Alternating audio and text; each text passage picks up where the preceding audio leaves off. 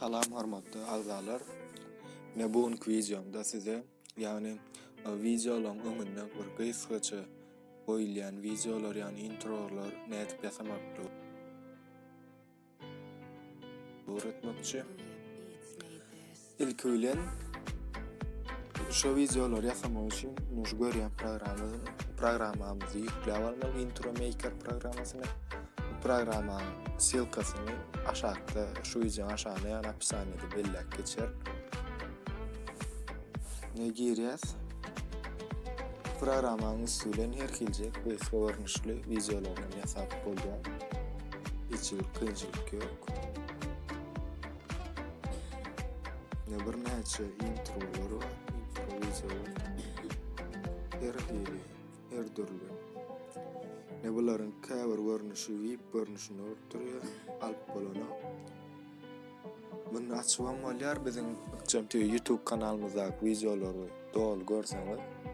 Şolaryň içinde bardyr, programmalar döwmek diýen videoda bu programmalar nähili döwülüşini öwretýäs. Şo saýtyň kömegi bilen şoň zulom edilen görnüşini alyp, web görnüşlerini açyp ulanyp bilersiňiz.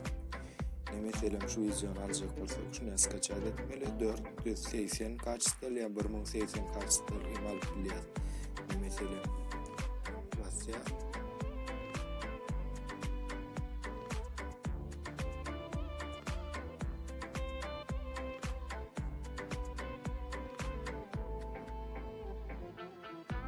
hormatly agzalar, kanala agza bolmagy we like basmagy aktywlygy keseltmeli.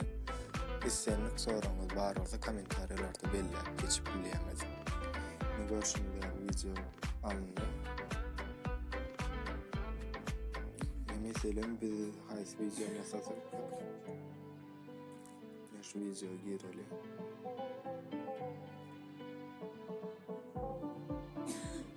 Nähat ýazylýan üstüne basýasyň. Basyp öz istenlik zadyny ýazyp bilýäňiz.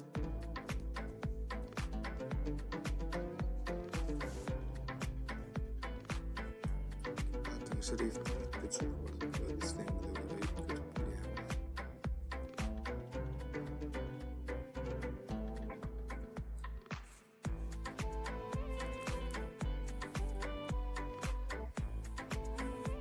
Beýsgaça introlar ýasamamyz şundan ibaret.